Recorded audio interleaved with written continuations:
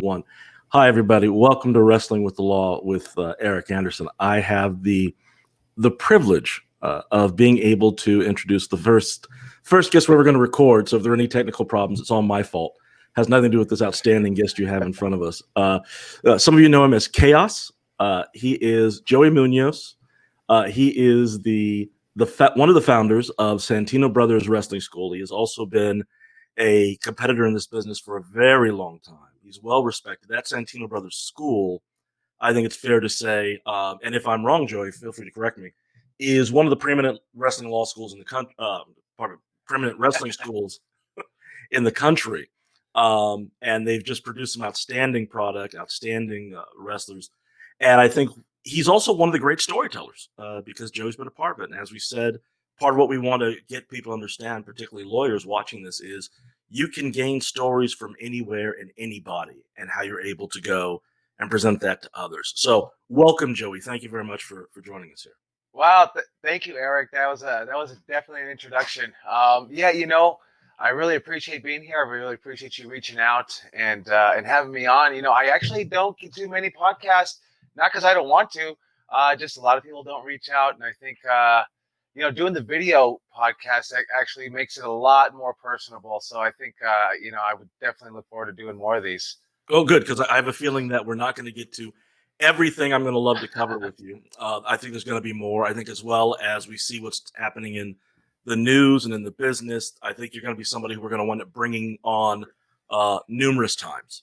So awesome. Let's go ahead and let's kick off and start off with, I think it's interesting to know, the first time you and I met, so to speak, I was in the ring and you were in the stands. Yeah. Oh, yeah. I mean, I want to say it must have been Aftershock 94 in La Puente, California, at the Boys and Girls Club. I mean, that's probably my earliest memory of the Gemini Kid. And seeing you wrestle and seeing all the guys, Greg Regalado and Rick Sadist. And man, I was just amazed. I didn't know about independent wrestling at all. My Uncle Supreme, who just passed away a couple of weeks ago, he brought me in and said, hey, we're going to go see a wrestling show, and there's Hawk and Dan Severn. And I knew Dan Severn because they were doing the UFC. And, obviously I knew Hawk. So that's what I was really geeked out about. And then he was saying, hey, there's going to be this guy named Sabu there, and he does moonsaults through tables. And I really couldn't understand what he meant. He does moonsaults through tables. And I obviously thought, okay, he's laying a guy on the table and he does moonsault. And that totally wasn't the case. Joey, explain to those people who are watching who may not know what a moonsault is. So a moonsault is typically, when I was coming up, was when you go to the top rope, you're facing outside to the crowd and you jump and you do a backflip. And you land on your stomach onto your opponent, taking their air out of them and going for the pin 1, 2, 3. And this guy Sabu would this would be after the match, and he would set this table up. And I'm 15, 14 years old, and I'm looking like, what is going on?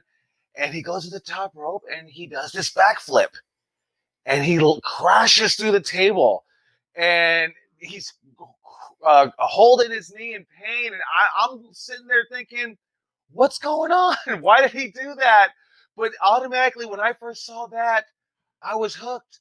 And I was hooked because I thought it was about World Wrestling Federation and WCW, and I saw the undercard and I saw all these independent guys, and I had no clue who any of you guys were.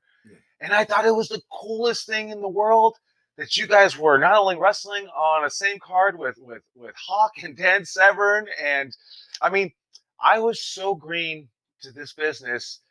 Terry Funk was there, and I thought he was some ranchero from the neighborhood causing some. I really did. And I always would tell Buster that, who is that? And he'd go, that's Terry Funk. And I go, okay. And I had no clue who Terry Funk was. That's like, I was that green, and it just opened my eyes to see all you guys wrestling your heart out. And, Vandal Drummond got his hair cut on that show. And I was like, oh, we know. I looked at my Uncle Lester and I said, hey, we know who's going to win this one. And I thought the guy was going to get his match. I had no clue that traditionally the guy loses his hair. You know, I was just so blown away. And as soon as we got the opportunity of someone saying, "You want to get in the ring?" I was all about it, and I want to do it. And I just wanted to be able to. My goal was just to do it.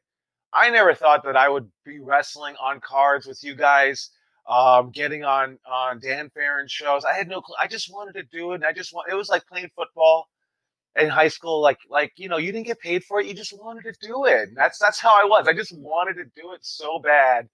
And just we would film our stuff, and we would look at it, and we would think it's amazing. And I watch it now, and it's cringeworthy.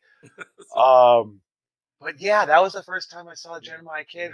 Was at the Aftershock '94, and I was amazed. It's funny because for people in SoCal, I'm more famous as Gemini Kid, and for people back east, I'm more famous as Ebony Blade. If you can use the word famous, yeah. And so it's funny how that kind of worked. But for those who didn't know, when Joey mentions Terry Funk's this legendary professional wrestler, former NWA World Heavyweight Champion when that was a big deal. You mentioned Sabu, and I find it interesting because Joey, we could talk about this for a moment because Sabu got a lot of heat and negative reaction from some people because the thought was, it doesn't make sense. Why are you doing a backflip onto the table? What did the table ever do to you?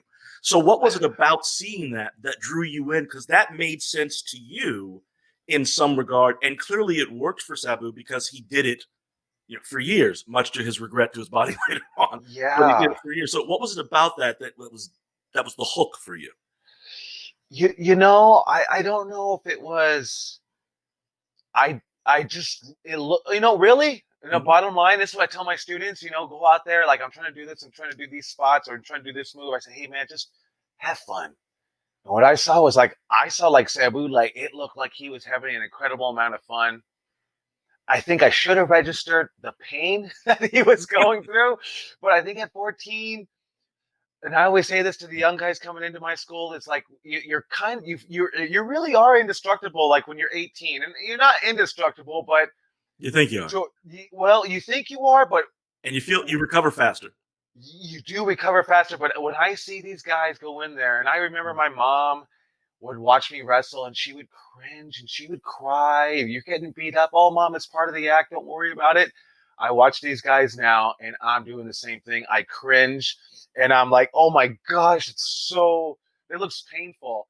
And I think at 14, I had no clue what pain was, right? You know what I mean? I probably had no clue what real pain was. And I just saw Sabu just having so much fun and just really hooked me. It just really hooked. I mean, I had no clue who Sabu was either, it was just this guy. They were saying you're supposed to know who he was. And I was like, I didn't know who Terry Funk was. I knew Hawk and Dan Severn, and that was my hook. And I had no clue. Like, I was like, why are these guys at a boys and girls club? It was just blue. All I ever saw was the TV, and now that I look at some of these old videos that we watch on this WWE network where they have all the entire library, I watch them and I go, wow, that arena looks a little small. And you see Macho Man coming out, and Hulk Hogan, and it just amazes me, because just when you're a kid or when you're young, everything is just bigger than life. Oh yeah, the first time I stepped into a ring, I could have sworn it was 40 by 40. Walking up to the ring, it was like, it looked huge. And it's funny because it's no different than the first time I was doing a jury trial. And it was in a small courtroom in Lowell, Massachusetts. But the jury comes in, the judges on the bench, suddenly the bench looked higher. The jury looked a little bit larger. Everything suddenly became bigger. And I think part of that is okay, now this is it. You are really at the event now. You're really doing it. It's not just what you saw on TV. Now it's a big part of you.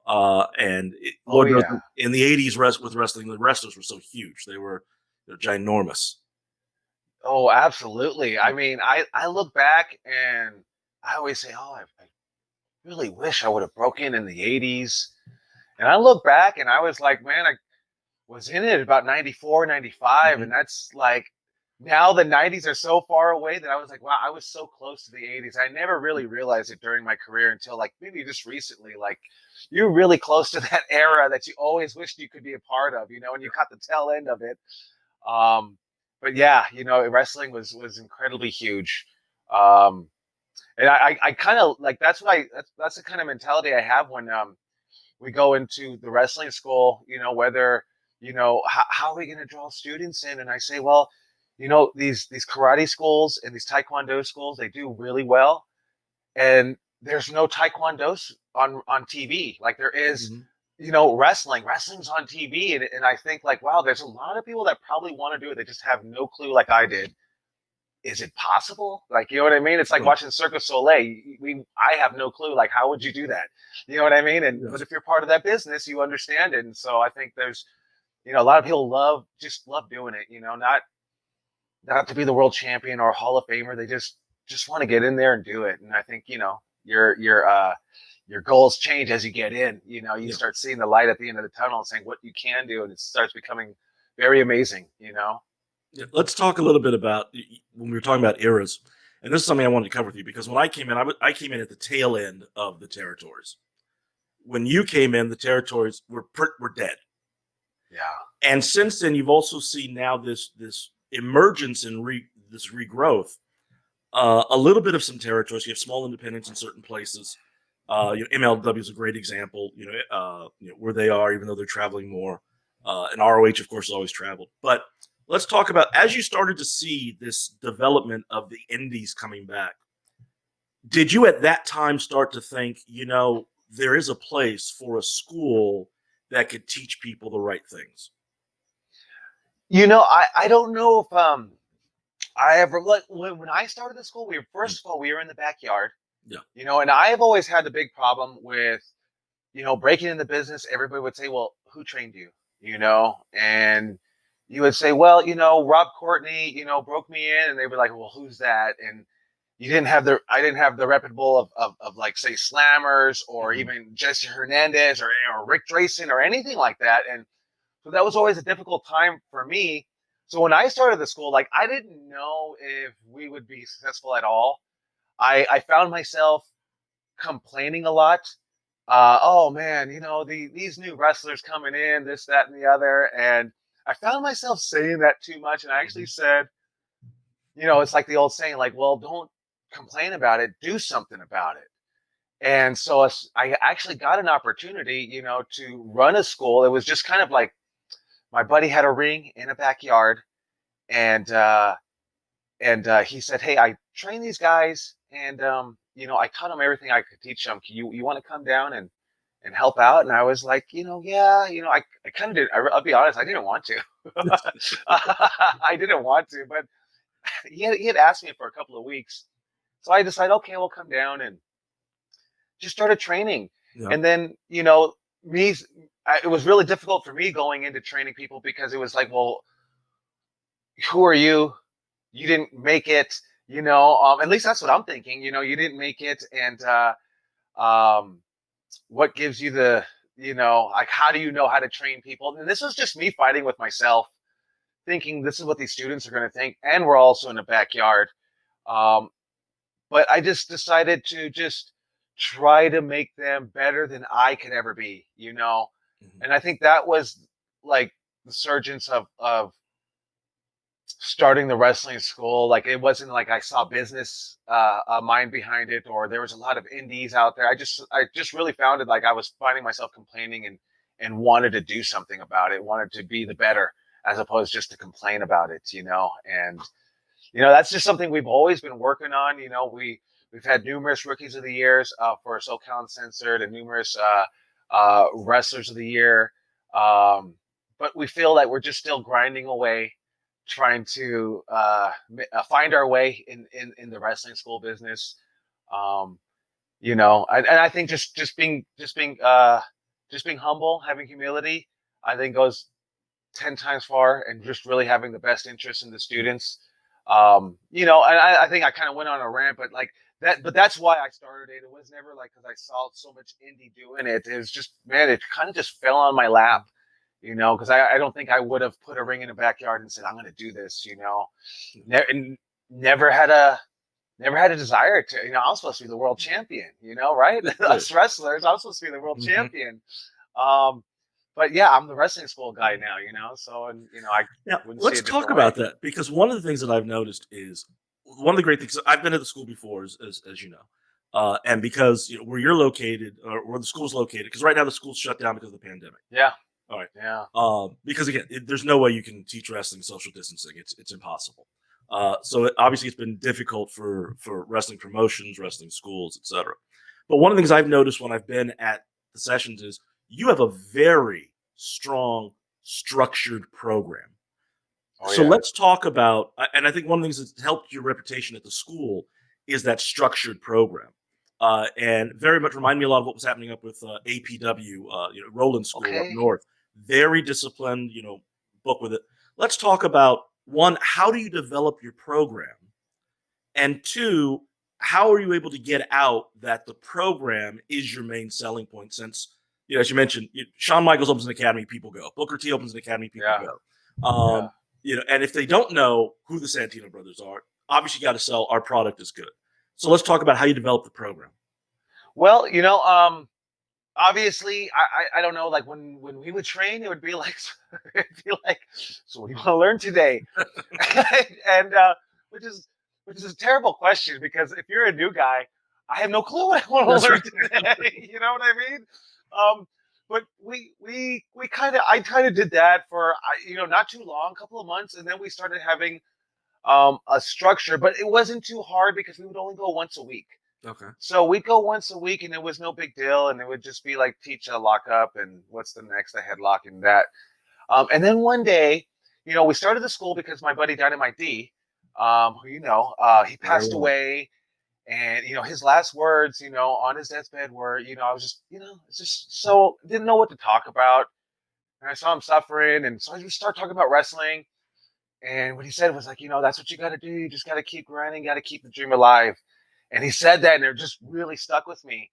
And so, fast forward, his mom was saying, hey, I have this box of wrestling stuff, pictures and videos and T-shirts, and just, she said, do you want it for the school? And I said, absolutely, and in there was this little ripped up paper. There's a little ripped up paper, little ripped up yellow paper, and it had a curriculum on it: 15, 16, 17, 18, 19, and 20. And it was like it was like finding the holy grail, And I saw that, and I said, oh, is that how Dynamite D would do it? Because we would never talk about training or anything. Like, we talk about wrestling, And I said, oh, is that how he did it? And so I had these 5 sessions to kind of build my curriculum off of. And so what we did was we took it and we built the curriculum, and I think it was like 60 sessions. And, it's definitely evolved throughout the years, and we always are tuning it up and switching it up. And, hey, you know what? We can't do 3 moves in one session. We break it down. We actually even broke down, we used to do 3 hours of training, and, like 3 hours is really good. It's a good selling point. We actually shortened it to 2 hours, because what we started realizing was that third hour, people are so drained. Their brain is fried.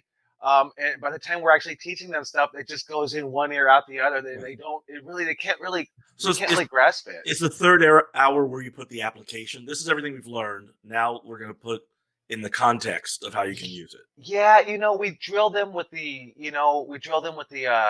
cardio, obviously. I still have the mentality of, when I broke in, like, dudes would try to beat me up to kick me out of the business. You know what I mean? I know. Yes, yes.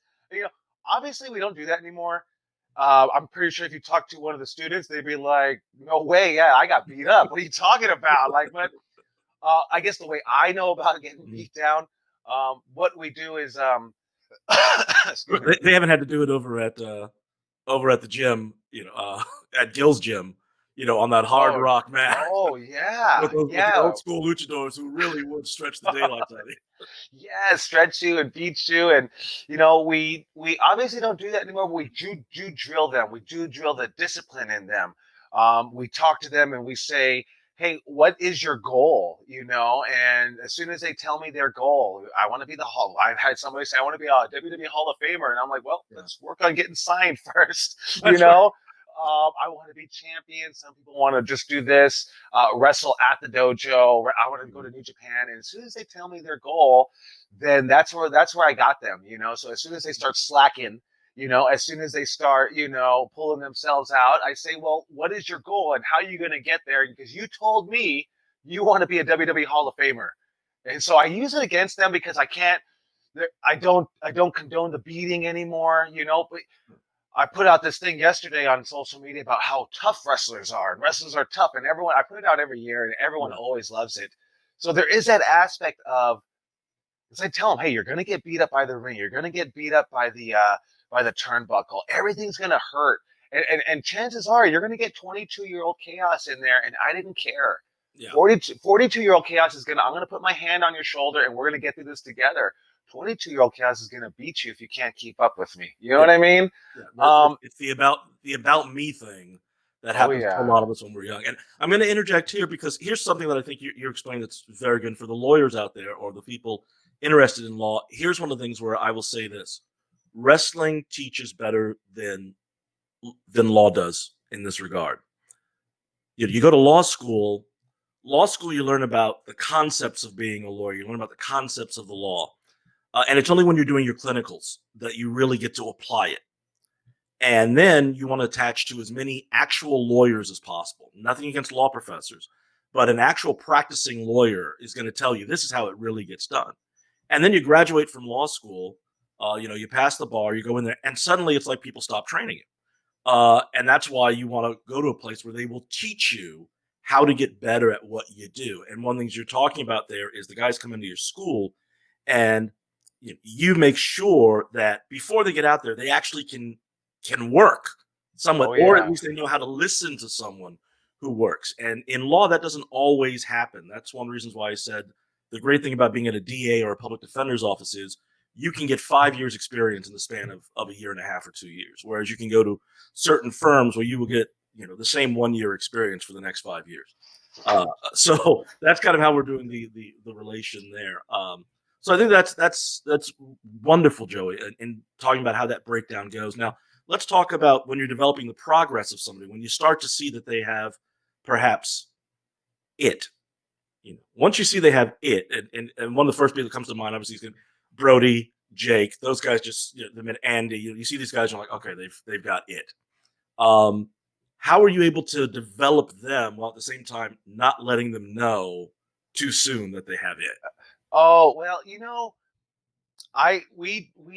I've been talking to our students on these Zoom meetings lately, and so I've been actually, obviously we have so much now more talk time, and what they tell me is like, man, Joey never compliments me on anything, and 9 times out of 10, and every single time I tell them, everybody, you guys are 20 times better than I ever was. I was struggling to get booked at the Nickelodeon, in Colton, California, and you guys are getting flown out. They're giving you titles, and they're doing this with you guys. And so I always tell them that. But I do, and I always say, hey, I know I need to work on this with complimenting you guys more, because I always say, hey, they'll come out and they'll see all the wrestlers. That was a great match. They'll tell them that was a great match. They come to me and I'll go, and I won't say anything that you did great. And that's something I got to work on. But I think I found out that it actually works in my favor. And so what I'll tell them is, hey, your punches need work. What were you thinking on doing this? You need to do this. You need to fix that. You need to fix that. And one day, one of my students says, is there anything that I did right? I said, of course. Of course, there's so much that you've done right, but I'm focusing on what you did wrong. And I have noticed that they go, man, it's like that dad, like they're saying, like, he never gives these compliments. But then they turn it around, and they go, and then one day he goes, your punches are really good. They're getting a lot better. And then they tell it candidly, because they'll talk to my wife Sylvia on the Zoom. And so I'm actually not there, but I'll hear it in the background. And they'll say, like, it just meant so much that he finally complimented me. And so I kind of use that to right? Not blow smoke up them, to really keep them humble. And I even tell Jake, we're watching them on USA Network national television every Yeah. Wednesday night on NXT. And I'll call him up and say, why did you wear black when your opponent wore black? You got to switch it up. You got to work on Jake, your promos. for those who don't know, Jake is Jake Atlas, Oh, who is a yes. wrestler presently signed with the WWE, a graduate of the Santino brothers, and also just a hell of a great kid, hell of a great guy, amazing athlete. Go ahead, Joey. Yeah, and I really keep on them. I do try to keep them humble. I know like when I see them on their social media, and there's so many people like Brody King, and they love him, and he's like a rock star. Mm-hmm. And I'm over there telling him, hey man, you need to fix this, and you need to do this. and I know it does piss them off sometimes, and then that's when I just go, okay, I said what I needed to say, and I back off. And then they come back and they tell me, hey, thank you for telling me that, because I think I always wanted like, hey, I didn't know if people would say, hey, your match was great, and whether they were lying to me or not, or just like, yeah, kid, your match is great. I didn't even watch it. So I always try to give like really deep critiques on these guys and really stay on them to keep them humble. We have a girl named Sephora. She's a student. And she has that, talking about that it factor, like just, she gets it. She gets the psychology. She's been doing it 12 months, and she's understanding, like giving heat, making the comeback, giving false hope. And it just blows me away, because I do sit there and I go, man, I probably didn't understand any of this until 8 years in. Um, but when I do see that, like she doesn't, I rarely will give her the compliments. I keep critiquing her, keep critiquing her, keep critiquing her, keep critiquing her. And then one day I'll come and I'll say, hey, come here, little Jake Atlas, and she's like, oh my God, because at this time I'm telling her this, he just got signed, just went over to WWE. And so it's just kind of like, I give them kind of those compliments. And it's not like I'm trying to be rude about it. I have found out that it does work in the favor to make them better. It really does. Like they keep coming back, to the teachings. Jake Atlas has got an open door to all the greatest minds in the business right now. And I'll message him and I'll mentor him still. And he goes, man, I miss your training so much. And it really does mean so much to me, because it's like, you really got to make that connection. And I think I told this the other day, was we don't even teach wrestling school. We obviously do. We teach the mechanics of it. We change people's lives. Yeah. Here's what I want you to do, Joey. I want Yeah. you to repeat that line. Repeat it again from the beginning. We don't just teach wrestling; we change people's lives. Yeah. And I mentioned that because now I'm going to get into this. This is what I call the tag question, because a buddy of mine, Tag, he said this is a question I should be asking people as to get into it. And I think that this is perfect for you. What are you finding is the biggest misconception about your business? Well, I mean, obviously it's fake. Yeah. That doesn't bother me anymore. Obviously, younger me, I see how it bothers a lot of the young guys. Um, I just go into it like the misconception, they just don't understand what everybody goes through: the blood, the sweat, the tears, the times that you sit at the edge of your bed crying, saying, "Is this? I love this so much, but it's so hard. I don't know if I want to do this." And I tell them that, like, it's gonna happen to you, and just remember why you started. But I think that's the biggest misconception, because it has nothing to do with fake. Yeah. Like, what we do is like right? It's what there's a line that Chris Kloss from XPW, he's a commentator, he said about Dynamite D. He goes, you need someone that can make you laugh, make you cry, and really touch your heart. And I tell them that, like, hey, we do all the moves in the ring for us. We have to make that connection to the crowd. That's what we do. And people will cry. Like, if you're at my golden spot for this. Because this is what I want to talk about next. Because as I said before we started recording, that the big issue is I've always seen that lawyering, particularly for trialers, is storytelling. Would you say that that's exactly what pro wrestling is? It's storytelling. Yes, 100%. Yeah, telling the story, like and that, I think that's the way I think. Like in life, like even here, like, okay, so we closed our school down because of COVID-19. And I'm already thinking of what kind of angle can we do to come back? Like, does someone buy Santino Brothers, and now I'm not in control? Like, that's actually going through my head. And when we're really closed down Yes. in a real life situation, I'm always thinking of how do we advance the story, you Now, know? some people may not understand about how you tell a story in the ring. So let's talk a little bit about how you're developing, because they would just see, oh, it's a wrestling match, people are doing this and that and whatever. How you develop a story. So let's say, for example, we've got a situation where it's let's go, KAOS. Well, actually, no, let's use Brody. Let's use Brody King. Okay. And we got Brody King, and Brody's going to be in this in a particular match with, let's go, Downtown Andy Brown. Okay. All right. All right, let's go ahead and have Andy as the heel. Let's go ahead and have Brody as the babyface. Now, for those of you who don't know, the term heel refers to a bad guy. And if you couldn't figure that out, then this really is not going to be the podcast for you. You're going to have to step your mental game up. And the babyface is the good guy. Brody is substantially larger than Andy is. Andy is incredibly athletic and very charismatic. So the question here is, what kind of story should they tell to get the emotional response that you want? And this time we're going to say this is the first match of what will be though the fans don't know yet, the first match of what will be a 4-match series. So what kind of advice would you give them on developing the story to bring that crowd in and make them want to come back for more?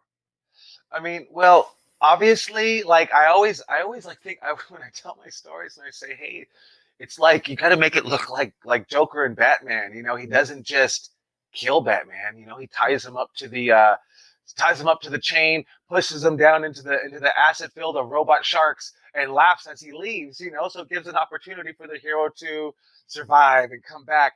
You know, so I always kind of give that advice. But thinking about Brody King and Andy Brown, you know, obviously I want my hero, if it's Brody King, you know, I want my hero to look very strong. Yeah. And I would like my heel to actually probably jump Brody King maybe after the match. Maybe Brody King's about to win, and this is where Andy Brown pulls the chair out, and now he brings the champion down. Which now you know, I still want to leave my hero strong. Yes. He got beat up with a chair, so you know no one can dispute that. I mean, who's not going to go down? And then my heel, he didn't lose. You know what I mean? Yeah. And I'm hoping that people saw this great wrestling match and they saw Andy Brown obviously during the match, and I hope that he's getting that heat. He's making the people hate him, you know, by his facial expressions, what he does in the ring, his cutting corners ways, you know, cheating. Brody King's not cheating, but Andy Brown is raking eyes, and Andy Brown is pulling hair and choking on the ropes. So I hope at that point, by the time he grabs that chair, people are just so fed up with him. And, you know, they are looking to see him get his comeuppance. And Brody's about to do it. He's about to do his big finishing move. And Andy Brown, you know, rakes the eyes, grabs a chair and hits him. And I'm hoping that the fans really hate that. Yeah. You know, really. And that's the scene where you see him now hitting him on the floor with the chair, and the bell's ringing, ding, ding, ding. There's pandemonium that's broken loose, and somebody comes out, a referee comes out, and Andy gets out of there because he's a coward. Of course. Right? Yeah, the bad guy's a coward. And then I'm hoping they totally want to see the rematch, you know, and at this point they still don't even know it's going to be a 4-match series, you know, so they totally hopefully bring them in. Now we're going to see the conclusion, and I think at the end we hope to see the conclusion every single match, you know, but there's something that goes wrong, and that's what I love about pro wrestling is just that storytelling. Second ref comes in, he gets screwed over by the manager, you know, all these different variables and different possibilities that we can do, you know. So I mean, that's just something that I would probably do with Brody and Andy. Oh no, I think that's great. I'm already ready to go ahead and see it. And for those who are watching, we're thinking, okay, well, look, Mr. Anderson, I don't see how I can relate that to my life as a lawyer. I'm going to come back to, in lawyers, we're taught for trials, you have to have a theme. And what is your theme almost every time? That your client is the hero and the other side is the villain. That's right. Every law case is about somebody's the baby face, somebody else is the heel. Every Now my mind is. Well, that's it. I mean, when I was a prosecutor, standing up there, of course, representing the state and the law, we're all baby faces. The defendant is supposed to be the heel. As a defense attorney, my view is a little bit different. Okay? My guy may not be the heel. He may be a heel, but he may not be the heel in this particular instance. And if they open the door, I say, no, the heel here is the officer without the warrant. That's the heel. The heel here is, or sometimes you get to pitch that the prosecution is really the blind ref. Hey, all they had to do was ask the questions, but they never asked. They never looked.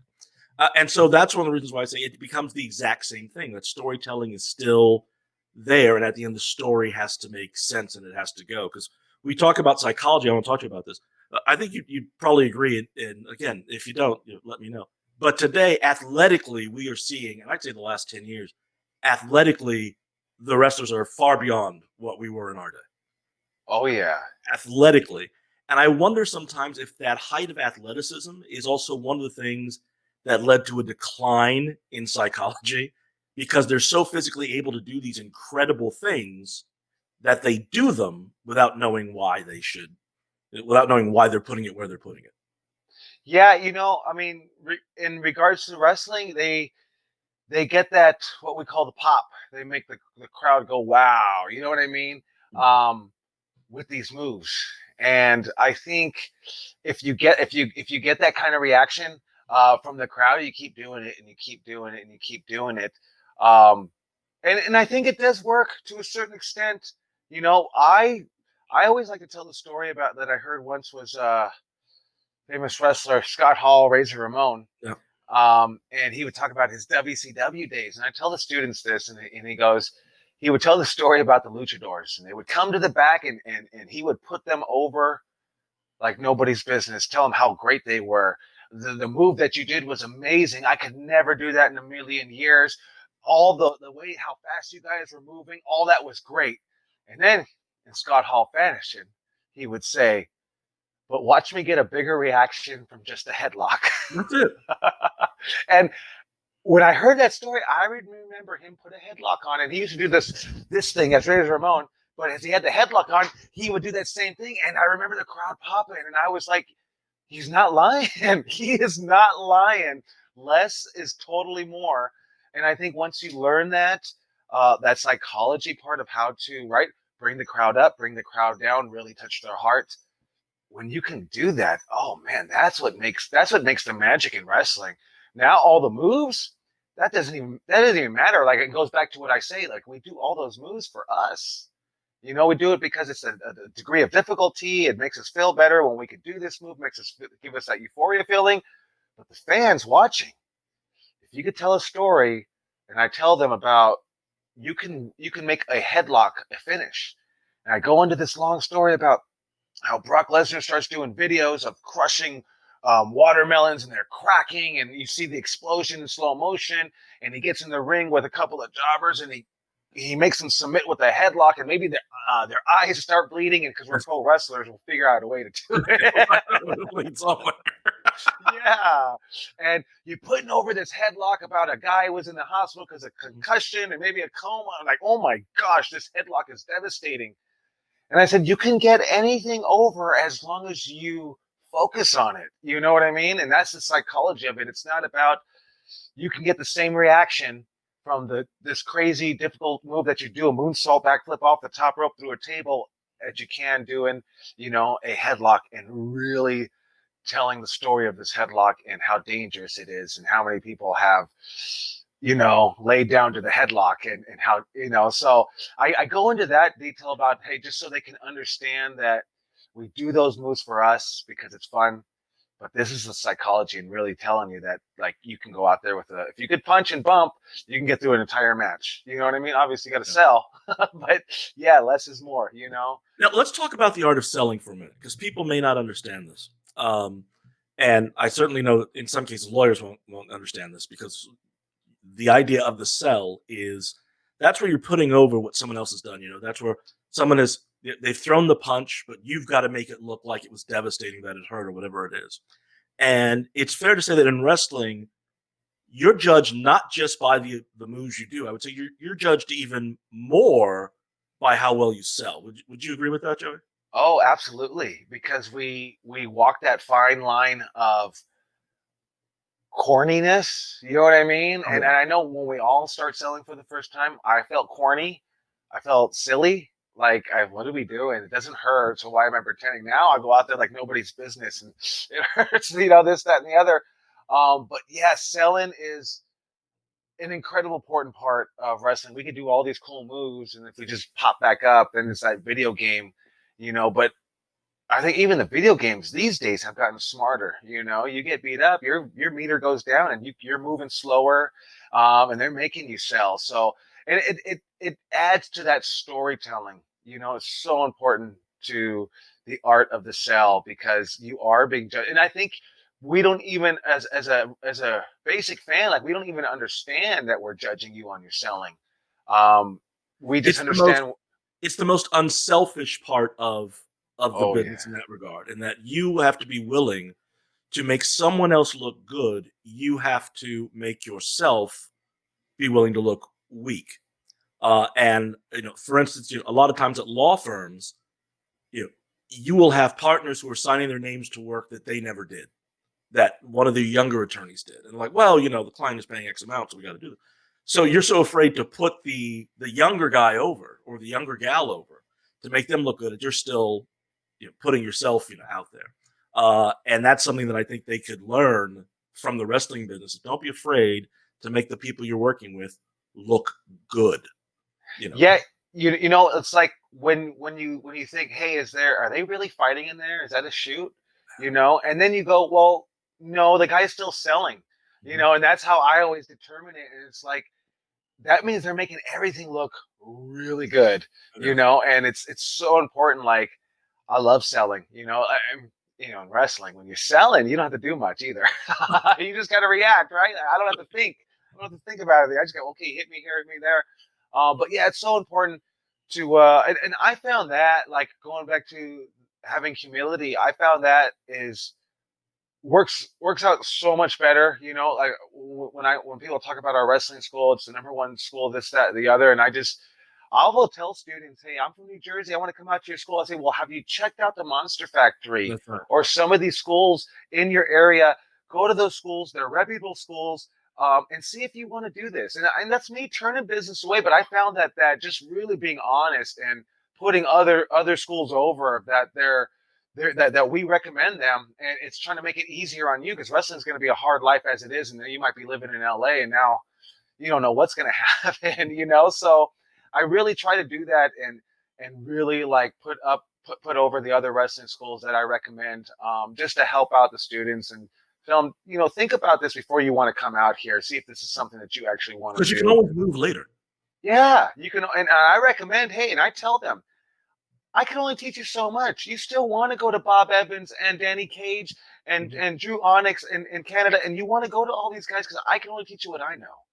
And I always tell them that, like, I always tell my students when I say them, I always tell my students that it makes me so sad that I understand that I will never learn all the history of pro wrestling, and I want to. You know what I mean? But I understand, like, there's just so much out there to learn and know that you're always going to be a student of the game. Do you follow Tom Burke on Twitter or on No, Facebook? Okay, no, Tom Burke. I got to get you in touch with Tom Burke. Tom Okay. is one of the great wrestling historians out there. He lives in Springfield, Massachusetts. His house is just filled with memorabilia, including the WWF title belt that was held by Pedro Morales, and he's got a great story behind it. I'm not going to tell it because I'm hoping to get Tom as a guest to talk about it. I mean, he knows the history of this business going back about as far as you can go, and he's fantastic with it. And just hell of a great guy. He does have a weakness for a beverage that's in the Northeast called Moxie, which is just nasty as all. I don't know how he drinks that crap, but and he's just a great guy. In fact, Tom's one of those guys. Let me put him over a little bit. Wrestling Fan International Association, which used to exist. Tom was a huge part of that. He's at Cauliflower Alley. He's everywhere where wrestling is. He's very much well respected, and just a hell of a great guy. And I think that you would absolutely love following him, talking to him, and he'll talk to anybody. I mean, he's just, like we said, he's just such a great, wonderful guy. Um, and yeah, he's one of those guys in which you can sit back and suddenly you hear things that you never even knew about, and you're like, I didn't even know that was a thing. And That Tom knows. that is, oh my gosh, that's totally the stuff that like really gets me going. Like, oh my gosh, this is these great stories that are out there. I'd love to talk. That's why I love going to Cauliflower Alley Mhm. and meeting so many people. And I love that. Just, I think in Cauliflower Alley, a lot of the wrestlers are beyond the competition part of it, and everybody's just so great and down to earth. And I remember talking to Dick Beyer, the Destroyer, Yeah. down to earth guy, man, and he's this mega star, like, you know what I mean? And oh, that's why I would love to meet Tom. Probably at Cauliflower Alley. Hopefully, Yeah. hopefully we get it going next year. I don't know when. With this whole COVID thing, I see everybody opening stuff up, and I go, "What's changed? Did I miss something? What's going on?" And I really do. I really feel. Did I miss something here, or is it just going to go away? And I don't think it will. So, that's why we're still closed down, and Yeah. just I think a lot of it is just, and you're probably great to talk about it, is like opening up. I don't have any plans really to open up. This probably break my students' hearts till probably somewhere in 2021. That, You that's know, Yeah, that's probably going to be the safest bet. I mean, one of the things we've discussed with people already is, because you're already seeing Disney doing this, and I'm recommending this for a variety of our clients. Is, look, you're going to have people signing waivers. They're going to have to acknowledge that there is a COVID-19 risk, and they're yeah, coming into they're coming in with it because there's only so much wiping down you can do, and obviously in the business of wrestling, it's tough enough keeping that ring sanitized as it is, yeah, but to have to do that, to take it to another level on that, it would be impossible for you to run unless you had a full-time staff that was going around scrubbing every single yeah. minute until this gets I under mean, control. scrubbing. You're just in close contact. Who wants to Yes. be, and yeah, like, so I'm just thinking like that's exactly what you just said. That's exactly what I was thinking. Like, everyone's like, you're gonna open up. And first thing I think, and I always say, I never wanted to be a businessman, but I find myself here. And I think, what about the liability? That's That's right. the first thing I thought was, what about liability? Like, That's what makes yeah, my phone ring. yeah, it's gonna come out. Oh yeah, they opened up this restaurant and I got it, so I'm suing. And it's just like, wow, that's gonna be a whole new world of, Yeah. and Let's that's talk, as a business owner, what are some of the other legal issues you've dealt with in trying to, one, create the, like, I know you had to have some when you were getting ready to create the facility, because obviously you're dealing with permitting, you're dealing with a variety of other issues that way. What is it, particularly, and we'll admit it, here in Cal, which we love living in Cal, but there's a lot of regulation here. Um, so there. let's talk about having to go through some of that. Well, when we were started in the backyard, right? And Mhm. the city came and said, "What are you doing here? You can't do this. Get out." And so we were all sad, and so we just said, "Let's find a building. Picked any city, USA, pretty much. Let's find a building." And my lovely wife Sylvia found this building in Bell Gardens, California, just this little 800 square foot warehouse. We looked at it, didn't even measure it. We said, "We'll take it." And as we put the ring up, we go, "Oh my gosh, it barely fit." It barely fit. Um, and so we thought, okay, we're just gonna run under the radar. That's the way it's always been for me in indie wrestling. And just been run under the radar. And I no more than 3 days after saying, "Hey, we're open in Bell Gardens," giving the address and everything, and Bell Gardens city, they contacted us and says, "Oh, congratulations, you're opening up a new business in our city. You need your permit." That's right. And we were like, "Oh my gosh, they're not going to let us do this here." Like, they're like, so I went down and hat hanging, my hat hanging, and yeah, I told them, "Hey, this is what we're doing. We're training guys." And I found Bell Gardens was incredibly easy to us. They just said, they kind of were like, "Yeah, we don't, yeah, dude, pay your permit." And yeah, like, if that's what you're doing, we've had the fire department come and the the PD come down here, and and I think that we've been here so many years, 12 years, that the city like loves that we're here. We've had Ronda Rousey here. We bring these people here, and it's like they brag about it, like the city chamber does. And but I think we've had incredibly easy, to be honest with you. We didn't have to zone, or the zone that we picked, it was fine for us to do what we do. My landlord has been incredible. My neighbors have been incredible with us banging around. And I think it was just kind of something that really worked out. Like opening up again is going to be a lot tougher unless we're going to be in the same building. And even if you're in the same building, you're going to have different neighbors. So we've had it real easy, I think, at least in that aspect, because I've seen some of my buddies that have had to shut down due to zoning issues. I think a lot of it does really come down to the parking zoning issues. When you start messing with the parking, that's when they start looking into what you're doing. And I've always really tried to be like, hey, to all my students, you can't park in these people's spots, and I've been about it, like, yeah, hey, getting them out of here before the neighborhood comes home. Just really trying to be respectful. And I think if you really go into it as a business person thinking like that, like obviously you may be in violation, but if you're friendly with everybody, then they started looking at Santino Brothers as, hey, they're there till 11 p.m. at night, kind of like roaming the area for us and making sure all of our buildings are safe. But some of the issues that we would come up with was, last year we had a girl who took a simple back roll. Didn't take it. She just did a simple back roll, and man, she had a concussion. She was in a coma. She nearly lost her life, and that was one of the things that was just blew my mind. Like, is this something that I still want to do? Yeah. It was just scary. It was just, and she made a full recovery.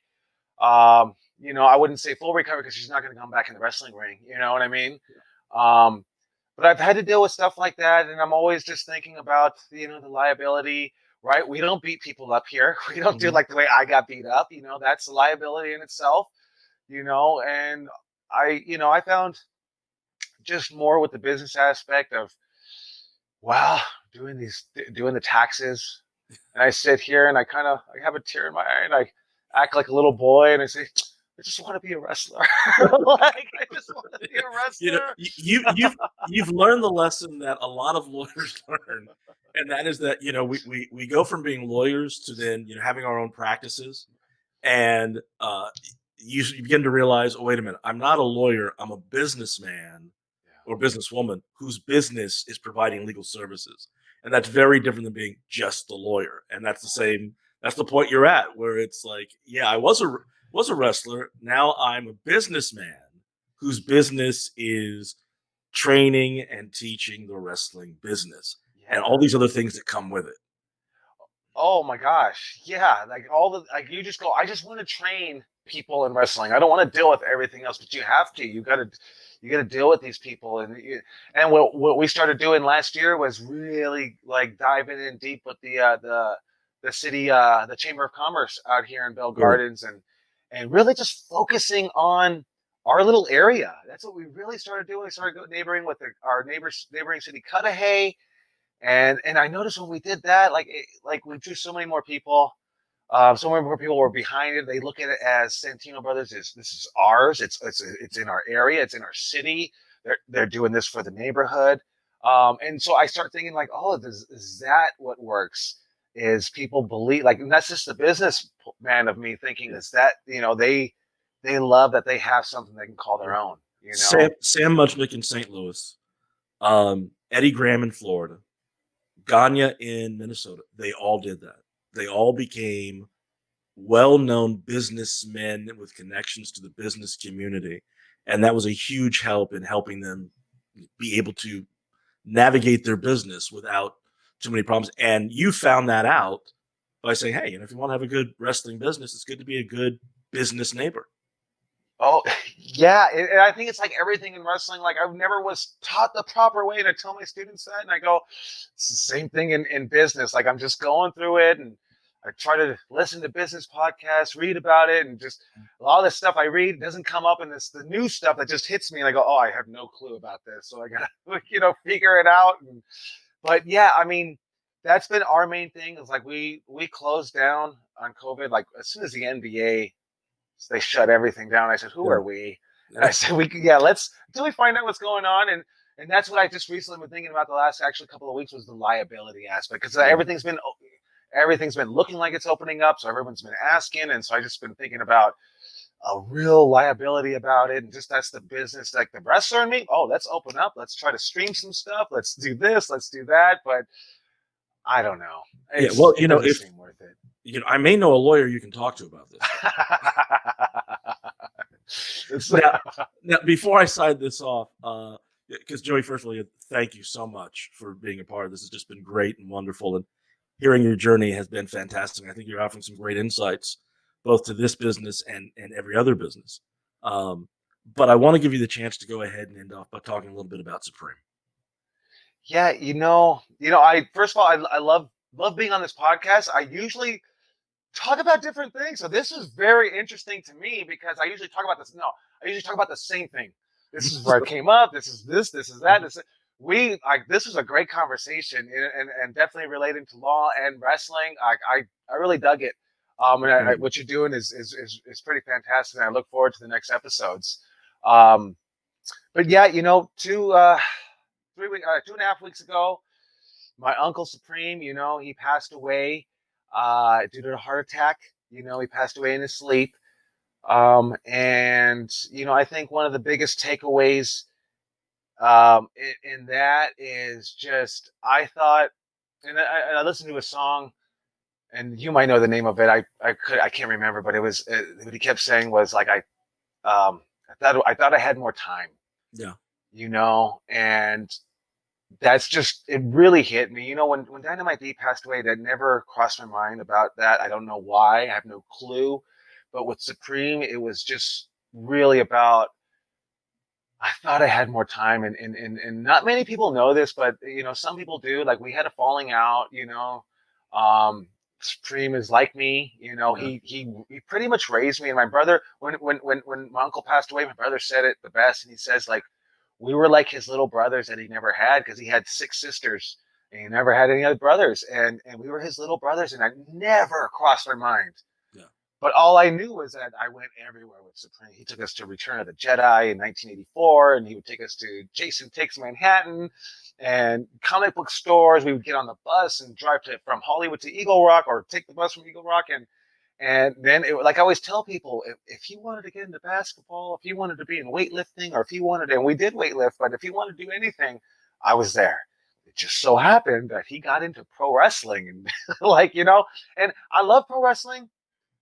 And I love what I saw, but I just wanted to be with my uncle. Like, I'm not so sure if I would have saw Sabu and said, go to pro wrestling by yourself, if I would have done it. Like, I don't know, 14 years old, I don't think so. I just want to be with him. And, we had a falling out.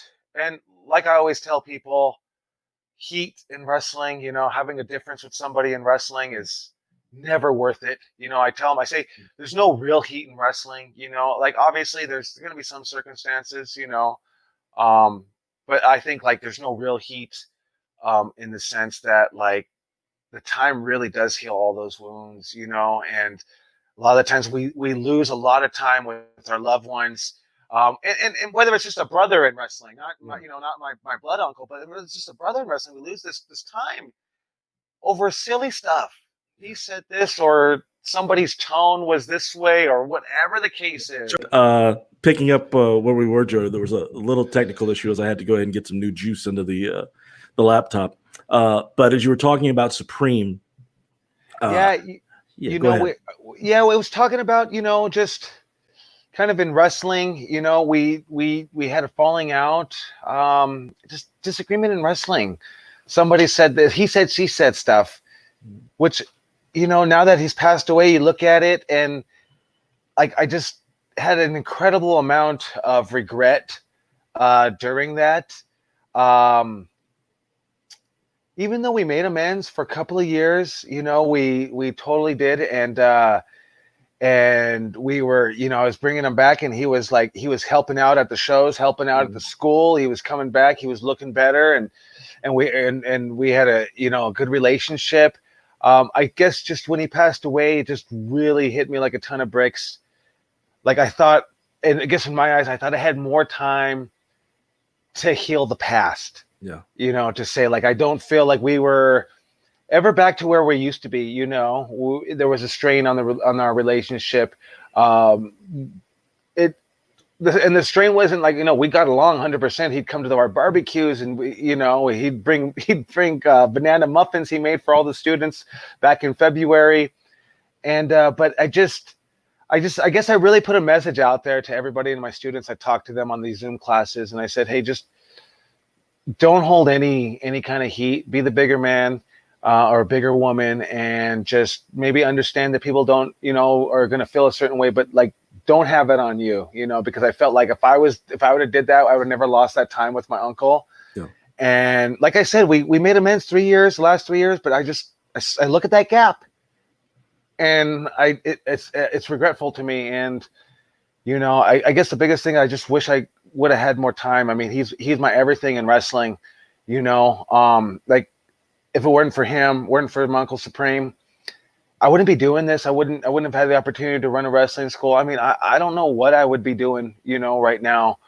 But it's just like running the wrestling school is giving me everything, that I could never dream of, to really be honest with you. And, I have him to thank, because like I say, just wherever he was going to go, that's where I was going to go. And I had, I never told him this, but we were gonna tag team together because I had him wrestling one of my students, and he was looking a lot better, and he wanted to wrestle. And I'd say, I'm just worried about your health, and he had a bad heart. And then he had a conversation with me when he came back to help train the guys, and he said, without wrestling, like I ain't got nothing, like I need this. And so, give him a class. I created a class for him to train guys, and they would come every Friday, and he would take a bus. His car was broken down, and I'd give him rides home. And then he finally got his car going again. But he would take this bus, and I tell his students, he'd take this bus to come train you guys. And I did the same thing when we started the school. I would take a bus from the Valley to Norwalk, from Chatsworth, California to Norwalk, California, and that's about a 45-minute drive. So on the bus, it must have been like 3 hours. And just, I would tell them that's the dedication he had to help you guys, and just to be part of your lives, and just to do that. And just to see the overwhelming stories of so many people that he had touched, and so many people that he had, that loved him. People making the Kevin Klein Rock, making different types of tribute t-shirts for him, like that, and I tell him, hey, how much do you need for the designs or this? And he's like, I got it covered, and I just like brings a tear to my eye to see how many people want to help him. We drew like over 14,000 on the GoFundMe, which just amazed me, just how many people care. And it amazed his wife, Karen. That's what she said, just how many people care to help out his family, and it just kind of getting me choked up, but just really just, I don't know, man. I guess it's like the old saying goes, man, like just cherish every day, cherish everybody in your life. And I think even if you do that and they pass away, you're still going to have that remorse and the regret of, I could have did more. I could have, and so, I don't know, maybe I'm beating myself up a little bit about it, but I think as I take it to the extreme, with Dynamite D Pass, like I created a school in Dynamite D's name, and it's, and I feel like it's my duty to help keep my uncle's name and his dream alive. And, he would do the deathmatch wrestling with thumbtacks and barbed wire and light tubes, and I would do it, but that was never my thing. You know what I mean? But that was his thing, and he loved it. And once was enough for me. Never again. And every year they would do this SoCal Uncensored Hall of Fame, and man, they put me in there, and I'm like, how did I get in there? And every year I vote for you guys. Literally, you guys, Eric and Vandal Drummond and Dan Farron and Supreme, and I'm like, and I got in, and that's what kind of makes me sad about Supreme. Like, I always wanted him to get that recognition that I believe he didn't get, that he deserved, and you figure he's going someday. Yeah. Someday he's going. Yeah. And he's going in. I knew his health issues, so I created this thing called the Southern California Deathmatch Hall of Fame, and I still tell people, like, if we weren't on this COVID, I definitely would still continue it, because there's guys that Yes. love it. There's Mhm. definitely a brand. Like I say, I've done it, and it's just not my thing. I hate seeing my wrestlers or my students do it. The cringes, they love it though. They're like, I want to wrestle Mhm. Supreme, and I want to do all these moves. And I'm like, please no, we just do thumbtacks, like maybe just thumbtacks, And no, they want to do it, and I get it, because I was young, but so we created this Deathmatch Hall of Fame, and so Yeah. that was me saying, hey, you know what? I'm not gonna wait. Who am Yeah. I? Who am I to create this thing? I don't know, but I'm just gonna do it. Like, Absolutely. I'm just gonna do it. And I was so, like, amazed. Like, when my Uncle Supreme passed away, they were saying all his accolades, and they were throwing that in there. He was a SoCal Deathmatch Hall of Famer, and I was like, that's what I wanted to do. I didn't want Yeah. them to be any kind of nepotism of it, and oh, his nephew did that for him. You know what I mean? Because I Yeah. feel like if I didn't do it, somebody should have done it, because he deserves it. Oh, absolutely. He And did. He yeah, and I absolutely want did. to, and it's something that I want to continue, because there's other guys that love that Mhm. genre of wrestling, like my buddy Homeless Jimmy, and Yeah. Vic Grimes, and there's just so many guys, and I feel like I want to try to give guys some recognition that people might forget about, because of, like, I think I've had the opportunity to stay in the wrestling business because of my still. I lived through vicariously through my students. The Certainly. Brody King will say, "Oh, Joey KAOS. Oh, I remember Yep. him." And guys like my uncle. It was just like, if he wasn't training people, then people forget. You're not growing up watching him no more. No. And so that's what I've been trying to do. I'd love to open up a Hall of Fame one day, a real one, a real place to go for all the guys that have paved the way for me, including It's for you the and way this. Augie. Yeah. Oh God, Augie. So many things to be said Yeah. about Augie. Oh my gosh. Yes. Um, who made us all better by being so disciplined in that ring, which was always, one of the great things about him. The running joke with, we used to call Vandal Drummond, we used to call the Cherry Buster, because every gringo who had their first lucha match had him with Vandal in SoCal. But Augie was, he was the spot machine. It's, if you didn't know what a spot was going to be, Augie had it memorized. He knew instantly, and that was all he teach. And if you just went spot C, and he knew exactly what it was every time. He'd get you back in. But it's funny, because the full name of this podcast is Wrestling with the Law and Stuff. And what's interesting is you're discussing one of the things that we all have to wrestle with eventually. That's grief. It's how do you wrestle with grief? And I think that one of the things that you're showing is part of that dealing with grief, particularly with people you really care about, is making sure that other people know what it is that made them special, to you or to their fans, to their audience, those kind of things. Because that's part of how we keep these things alive with people. That's how we part of keep them alive, is that wrestling. Yeah. And like, I just try to do my best, and just try to, like, really, as I get older in wrestling, and because I remember being a hothead and not listening to nobody. I remember Terry Funk and Chris Candido telling me, why do you wear your belt outside of the show? Like, you don't Yeah. have to do that. And I ain't listening to you, and I tell my That's right. students, Terry Funk, what do you know about holding a yes, championship belt? yes. And I'm over here like, now, like, oh my gosh, what are you doing? But I tell my students, I get it. You ain't gonna listen to me, because I didn't listen to Terry Funk. So, but I know you're going to do it, but I'm going to tell you this now, so you put it in your back pocket and you understand it later.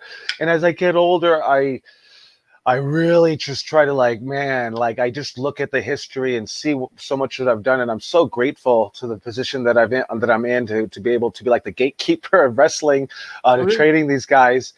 And I love hearing the history of Southern California wrestling like nobody's business, because I feel like that's me. I'm not a WWE guy. Like, Southern California is what I represent. I feel like I want to make Southern California wrestling better in every which way form, and I feel like that's kind of my duty. But I love just talking to the guys, and like I was telling you earlier, getting on these Zooms, like these, it makes it so much personal. I'd love to just get on and just talk to guys, just talk shop, you know, because it's stuff that, but I don't like, I never go to shows, so I don't see anybody. I go to my show and I go to my training facility and that's it. So I never see the guys, and you see them online, you say hi, but yeah, I love to, yeah, just really learn about it. And I'm really, yeah, to you and to everybody that came before me, I'm so grateful and so just trying to do the tradition right, you know, like just try. I don't try to carry the flag, but I find myself carrying the flag and trying to man the new school with the old school. Part of our job was to take the flag, give it to you guys. You go from there because someone had to do it for us. It's, you know, in law, it's funny because in England, they have their ends of court there. And I noticed when I was there that as many people know, I'm very much an Anglophile, strong connections to England for a long time, but particularly on the legal scene. The camaraderie amongst the bar is huge. And I think that that's one thing that sometimes we lose in part here, because part of our job as lawyers is we're inheriting this great tradition. It's our job to nurture it, but it's also our job to make sure it's in place for the group that comes behind us. It's our job to teach them so that they come in and replace us and keep it going, because it's not just about the power of the law. It's also about, look, this is our industry, this is our business, this is our calling, our profession, and we need to make sure that everybody else can get it and respect it too. That's one of the reasons why I say you need to have friends who are 20 years older than you. You need to have friends that are 20 years younger than you. You know, you do that and you start to learn that. Yeah, I love that. Yeah, I mean that's definitely what I try to do. You know, just definitely try to leave it better, and that's why I tell all the students, make it better. You know, like, hey, this guy doesn't have great punches or he's got terrible matches. Cool. Don't tell me. Tell him. Yeah. Help him. And I always tell them that. I say, hey, we're Santino brothers, and we're only as strong as our weakest link. So we got Brody and Jake and this, but if I'm not carrying my weight, like you guys have to try to help me get better. And that's right. Do that to your students. It's not just say, right? Because in wrestling, it's not just about us. I need you to get to the match together. You know, I need you to make me look great. You know, I'm gonna make you look great too. Yeah, no one's ever had a 5-star match by themselves. No, never. Right? Yeah, not even with those broom matches. That's right. You can't even do a 1-star match by yourself. You just can't do it. No, you know? Not at all. No, I mean maybe if you're Okada, you know, maybe you can do it. Oh yeah, that's the thing. Somebody's gonna do it. Exactly. Somebody's gonna do it. But it's always that. Yeah, but it's that somebody. It's like when I was, you know, retiring out of in-ring competition, and someone had pointed out to me, it's, oh well, you're only 37. Said, you know, look at Ric Flair. He's still going. He's 55. I'm like, yeah, but he's Ric Flair. Oh yeah. You know, it's not like that's who I am. They always give me examples of, oh, look at Ric Flair and Terry Funk. And yeah, but that's Ric Flair and Terry Funk. I'm pretty sure if you had Ric Flair paydays and you were Ric Flair arenas, oh yeah, I'm still going. It's like that great interview I saw once with John Cougar Mellencamp, you know, and they were talking to him and they talked about how he got the name John Cougar, and you know, because they didn't think the name John Mellencamp was going to work, and he was like, John Cougar said, that's a stupid name. And they said, yeah, well, it may be a stupid name, but you can still be great. But look, the Beatles was a stupid name. And he's like, yeah, but they were the Beatles. You know, I mean, if they'd been called the Gummy Bears, I think they still would have been all right. Oh, yeah. You know, so, yeah, of course. Now let's talk about the toughest wrestling thing in the world that we all wrestle with. And that, of course, is your best friend and your partner, Sylvia. You know, we're definitely a dynamic duo when it comes to wrestling. Like we're, especially in the school, you know, we're just running the business. I'm Joey. This is my wife. I never say that in this class. They never would know. They know because of our social medias and stuff. But we become like mom and pop. They call her Mama Santino, and it's like, and I tell her, and she's like, I don't know anything about the wrestling business. And I'm like, yes, you do. Because and I love having that aspect, because I can talk to a girl, come into the school. I can't relate to them. You know, I could try, and I can probably kind of, but that's where Sylvia comes in, and I never tell her, hey, go talk to they just gravitate towards her, you know, and she does the same thing that I do. rarely talks about wrestling and more about what you need to do in life and how you need to do it better. And, just she's incredible. Yeah, how long have you two With been together now?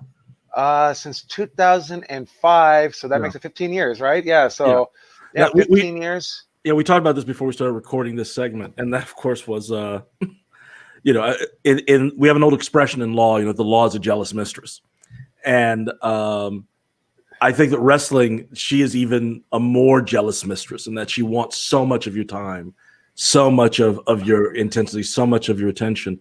During the time that you've gone both from wrestling and into creating the business, what has been the challenge of keeping the relationship strong and working, and then incorporating as well the aspect of when does Joey know when to turn off being the business manager and the wrestler to being able to focus on being Joey the husband, and how does she relate to that? And how do you get that together? That's a great question, and I'll be honest with you, it's like an everyday process that we still work on today. We find ourselves we find ourselves having to find a balance that we don't necessarily have. I'm right here at my desk, and she's right there at her desk, right over there. And it was easier when we had the school because I dojo more often than not, or at the facility, and so it's become a challenge, but I think, as I was young, I was 25 years old when I met her, and I would tell her, wrestling's my first love, and this, that, and the other, and so she would go into that understanding, and know that, wrestling comes first, and it's definitely not so much like that anymore, like I take care of her first, it finding that balance and trying to work at it. People call us they don't call us much anymore, but like back in the day, they used to call us the Stephanie and Triple H. Yeah, but it's just. Yeah. For those who don't know, that's a WWE power couple. Stephanie McMahon, who is the daughter of Vince McMahon, and her husband Paul Levesque, who is professionally known as Triple H, Hunter Hearst Helmsley, who is an executive with the WWE company and a fine wrestler in his own right. But so that's where that analogy comes from. That's beautiful. So would you say that one of the keys is you reach a point where you figure out focus on your relationship first? Oh yeah. And then the business will take care of itself. Yeah, a lot of we go to country concerts. Like you wouldn't know, like country is my jam. Like country, and it never was. It never was. And there's some good stuff there. Some great storytelling. I see those memes that say Johnny Cash and all these Kenny Rogers, all these historic country guys. Those are the guys I like, and they go like Luke Bryan. Oh, I hate him, and I'm like, oh, I love Luke Bryan. I think Luke Bryan. I've been to more concerts than Luke Bryan than anybody else, and it's because of Sylvia. We go, but I've learned to love it. And I do love it. It's such like you said, it's great storytelling, and I don't know, maybe that has helped me into wrestling because I've been listening to country for the last 5 years. Like that's the station in the car. Best thing to ever come out of Bakersfield, California. The only good thing to come out of Bakersfield, California was the Bakersfield Sound. Buck Owens, Merle Haggard, all those guys. Yeah, and I like the Doors and Black Keys, but country and I find that like going and doing these dates and going to these country concerts, and that's where we started finding a really good balance of just turning it off. And because it's like being a business owner is 24/7. It's she'll wake up in 3 a.m. because she can't sleep and she's working, you know what I mean? And I find myself do that, and just really trying to find the balance of just working with your wife at such a close capacity. But, I really wouldn't have it any other way. She supports me 100%. I support her, and it's just amazing. And not only that, but just finding someone that's going to deal with wrestling, with your wrestling. I'm trying to make it. Now I'm doing the wrestling school. Now I'm doing it and she's been there 100% of the way. Yeah, see, my wife is a school teacher, and so our businesses never really cross. And I'm happy for that because I don't think I could be with another lawyer. And that is because so many of us lawyers are A-type in a variety of things. We get obsessive about the rules, obsessive about the law. And I think that my wife and I got married when I was 41, she was 42. So my perspective had changed from when I was like 23. Let's see, I graduated from law school and I was 30 when I graduated from law school. But even then, I was so obsessed with the profession that I would ignore my personal life, much to my detriment, and relationships, much to my detriment. And so one of the things I had to learn, and so I think that hearing that kind of lesson from you about where you find your groove, where you go with it, is important for everybody in any kind of high intensity business. Is that, look, the business is the business, but your spouse, your relationship, that's what's going to sustain you. That's we're doing fine with the pandemic because I'm like, I spend every day with one of my best friends. Oh yeah. So it works great for me. I'm okay with this. Like what we've learned is I'm the wrestling trainer. I don't train my wife. I do not. And we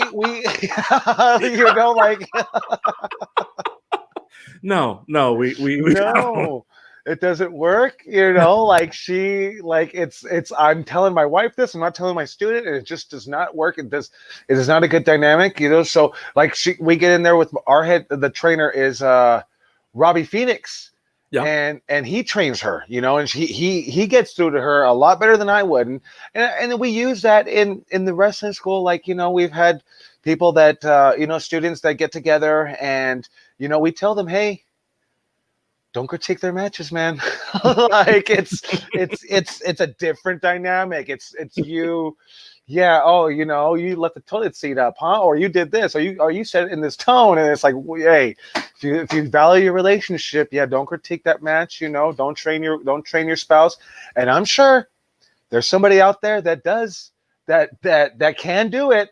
Not me, and I haven't seen it yet. So I think that totally helps. Yeah. But because when I see that happen, and they're guy's trying to train his girlfriend, and it's like, it's not going to work. And don't get mad because this trainer can get through to your girlfriend. Don't get mad. That's just how it is. Take a step back, and we all want to be happy in what we do in wrestling. So that's the way to be happy. And I found that out early on, and I think we translate that to business. And it's good because I do the Santino brothers, and then she does the admissions, and then she does her digital video downloads, and I think that it's I think it works, and we find the balance. We definitely find that's great. One of the guests we're going to have later is Mitch Jackson. He and his wife have a very prominent and strong law firm out in Orange County, and I'm going to ask them the same questions. The same kind of thing is, where do you get that?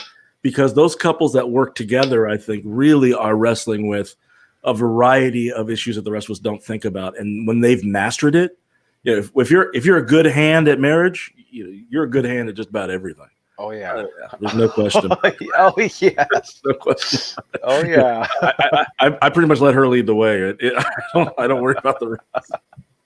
Well, Joey, thank you so much. This has been an absolute pleasure and a delight for me. I'm looking forward to putting it together. I think everything that's going to be edited is going to be my glitches. This has been fantastic. I can't thank you enough for joining us, and I want to wish you keep strong, keep faith. I'll keep talking to you online, and we're going to bring you back again. Thank you so much, Eric. I appreciate it. I love the conversation. Like I said, this was an interview of different proportions for me, so it's a great interview for anyone to listen to, and I love the aspect that you're mixing with the law, and definitely I'll be reaching out to you for sure. So I appreciate you having me. Yeah, from the bottom of my heart. It's my pleasure. Thanks a lot, Joey. Thank you, brother. You take care. I will. All right, then. Well, that's going to conclude this episode of Wrestling with the Law and Stuff. And we want to thank you for joining us. I wish I could tell you which the next guest is going to be, but I'm recording these out of order. So they'll get filmed as they get filmed. In the meantime, we want to remind you all, stay safe, stay clear. And whatever it is you're wrestling with, remember, you can always win. So long, everybody.